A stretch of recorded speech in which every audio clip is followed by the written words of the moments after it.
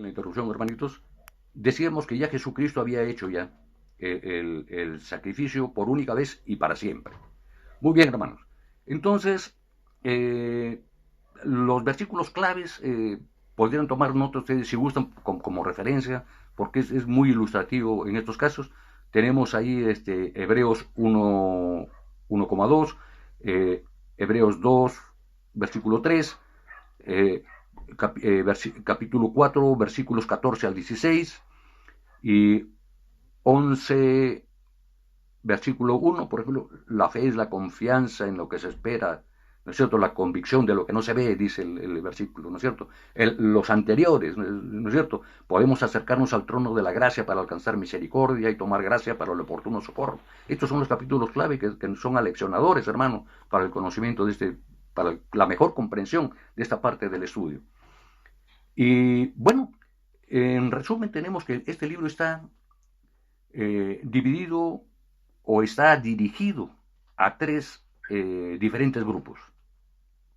Esto es muy importante entenderlo, hermanos, para que nosotros no vayamos a confundirnos en que cada versículo es para todos. No, la aplicación de cada versículo es para un grupo determinado de los tres que vamos a comentar. El primer grupo está relacionado ¿a quién? A los creyentes en Cristo, porque esto es una exhortación a los creyentes en Cristo. Es también una exhortación ¿a quién? A los no creyentes de ese momento, pero que sin embargo aceptaron los hechos que hizo el Señor Jesucristo durante su ministerio, los milagros, sí los creyeron, pero lo retenían solamente como una cuestión intelectual. Y el tercer grupo era el de los no creyentes, que habían sido motivados por el Evangelio, mejor dicho, que sí, primero aceptaron, pero al corto tiempo nomás, dadas las circunstancias que estaban viviendo, dijeron no, volvemos a los rituales, volvemos a la esclavitud de la ley. Hermanos, nuevamente Pablo en acción, recuerdan en Gálatas, su sufrimiento, porque los mismos judíos estaban volviendo a judaizar a los cristianos que recién se habían convertido, hermanos. Aquí tenemos en Hebreos un texto casi con el mismo propósito, ¿no es cierto?, de evitar que ya los que habían recibido la verdad, hermano, volvieran otra vez a los rituales. Entonces, esa es la razón por que estamos definiendo estos grupos. Entonces, el escritor también continuamente hace mención a un hecho importantísimo, la superioridad de Cristo, ¿no? Tanto en su persona como en su obra ministerial. Entendemos nosotros, pues, por supuesto, por el estudio, que en el Antiguo Testamento, digamos, los rituales y las ceremonias del judaísmo no fueron sino sombra de las cosas que habrían de venir. Así dice la palabra, ya sabemos a qué se refiere. Era sombra, o sea, todos los rituales, era una sombra de las cosas que iban a venir, que tenían por venir, o que habrían de venir, para ser más exactos, refiriéndose al Señor Jesucristo. Entonces vemos aquí, hermanos, que quizá ningún libro o ningún escrito del Nuevo Testamento centre más, digamos, su atención, ¿no?, al Antiguo Testamento, como este libro, ¿no?, con perfección y, digamos,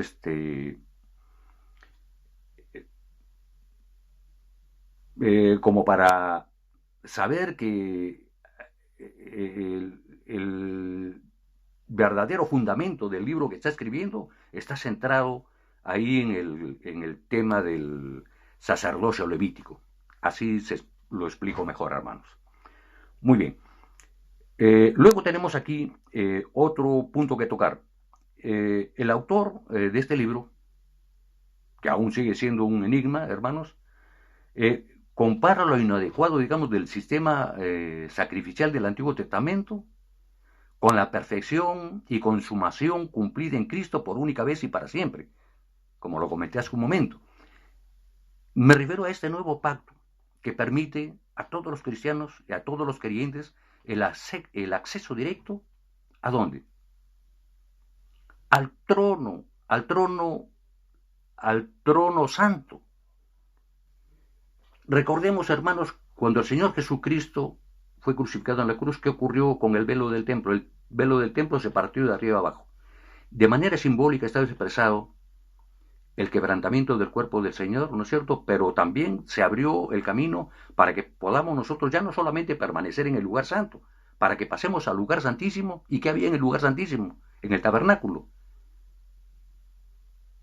Ahí estaba la presencia del Señor, hermanos, ahí estaba la presencia en el lugar santísimo, donde estaba el arca del pacto.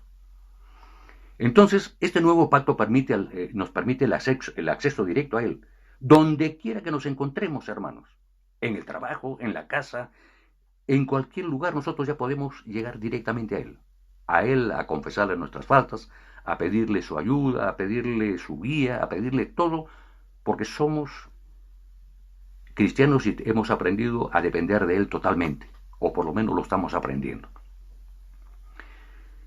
Esta es una carta, hermanos, esta de Hebreos, una carta con mucho contenido y fundamento de doctrina cristiana. Nos da unos tremendos ejemplos alentadores, hermanos, de los grandes hombres de Dios, de los héroes de la fe en Cristo. De estos hombres que en medio de circunstancias tan difíciles perseveraron, hermanos, perseveraron en su fe, ¿no es cierto? Bajo difíciles circunstancias de persecuciones, de secuestros, de masacres. Entonces, tenemos mucho que aprender y nos enseña como reflexión a que debemos depositar nuestra más absoluta confianza en Dios. Debemos ser sencillos y depositar, hermanos, toda nuestra más absoluta confianza en Dios, que Él es nuestro hacedor. Debemos abrazar esas hermosas promesas ahí que encontramos en su palabra. ¿Qué más podemos tomar en el análisis de este libro como resumen? Proporciona, por supuesto, un gran ánimo a los creyentes, pero sin embargo hay 5 grandes advertencias solemnes y a las que debemos nosotros, todos los cristianos, prestar una gran atención. Ellas son el peligro, ¿no es cierto?, de descuidarnos, de desatender nuestros estudios, por ejemplo, de descuidar nuestro crecimiento. El peligro de la incredulidad. El peligro de la inmadurez espiritual, hermanos. Si no ponemos en nuestro esfuerzo, ¿cómo vamos a avanzar y vamos a alcanzar madurez? No salimos de la leche. Ya deberíamos estar probando el pan sólido ahora. El peligro de fallar, digamos, en permanecer en el Señor. Y el peligro terrible de desechar a Dios. Esas son las 5 advertencias solemnes que nos da. Este libro, hermanitos, cierra su tratado con una gran obra de riqueza doctrinal que debemos valorar. Encontramos un refrescante manantial de aliento y una fuente de sanas y prácticas advertencias contra la pereza, mal de males en esos tiempos y ahora, y cuidar nuestro caminar cristiano, hermanos. Aquí encontramos también un retrato, pero magníficamente reproducido, de nuestro Señor Jesucristo, el autor y consumador de nuestra gran redención, de nuestra gran salvación, hermanos, como lo expresa Hebreos 12:2. Bien, hermanitos, entonces echemos mano aquí al desarrollo de nuestro manual. 9C. La primera sección no la vamos a tocar porque es un ejercicio para ustedes. Igual la segunda página, sobre lo que deberíamos ya ir memorizando, los nombres de estos 8 lugares. Un trabajo práctico, y aquí en el punto 10 si nos encontramos. De frente vamos a las respuestas para no tener que ya ir por razones de tiempo a leer versículo por versículo. Dice: la historia de Cádiz constituye el centro de la etapa desde Sinaí hasta el Jordán. Pregunta: ¿a quién cita el autor en Hebreos 3:7? A David en el Salmo 95:7-11, que ustedes lo han leído allá en casa. Inciso B: ¿A quiénes se refiere el pasaje de Hebreos 3:16? A todos los que salieron de Egipto guiados por Moisés. La respuesta. Inciso D. ¿A quiénes juró Dios que no entrarían en su reposo según Hebreos 3:18? A aquellos, la respuesta, a aquellos que desobedecieron el plan de Dios. Inciso E. ¿En qué lugar ocurrió esto? Describe el acontecimiento. Ocurrió en Cádiz. Punto. El pueblo se rebeló y en vez de entrar a la tierra prometida, provocaron a Dios, deseando volver a Egipto. Por este motivo, fueron castigados a vagar 40 años en el desierto, por los alrededores de Cádiz. Muy bien. En el punto 11, para meditar y aplicar, inciso A, lea Hebreos 3:8-11. ¿Cómo describe aquí David el pecado del pueblo de Israel en Cádiz? La respuesta es la siguiente. Endurecieron sus corazones, punto y coma, provocaron, tentaron y probaron la paciencia de Dios, punto seguido. Sus corazones anduvieron errantes, ignorando los caminos de Dios. Inciso B. Lea Hebreos 4:1-2. ¿Cómo podemos caer en el mismo error? Respuesta, al no aprovechar y alcanzar las promesas de Dios. Punto seguido. Al no recibir las promesas de Dios con fe, como dice Hebreos 4:1-2. Inciso C. De la lectura de Hebreos 4:8. ¿Quién por fin obedeció a Dios y dirigió al pueblo de Dios en su entrada a Canaán? Josué. Inciso D.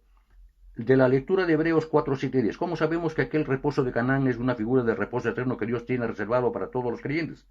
¿Qué argumentos utiliza para establecer esta verdad? Aquí tenemos una respuesta pastoral. Las siguientes. El hecho que dice que hoy, entre comillas, no debemos endurecer nuestros corazones, demuestra que aún existe la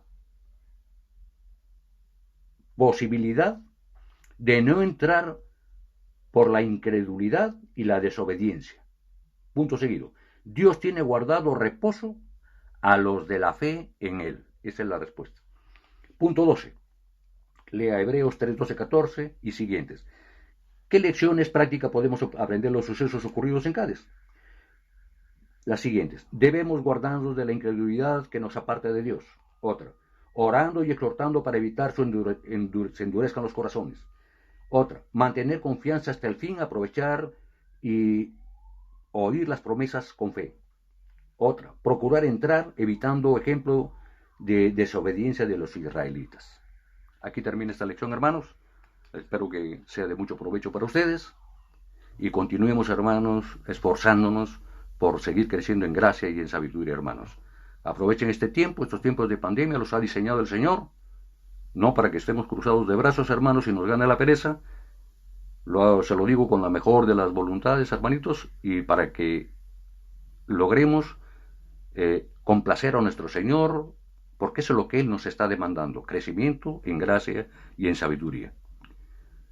Mi afecto y mi cariño siempre para ustedes, queridos hermanos. Que Dios los bendiga. Hasta la próxima lección.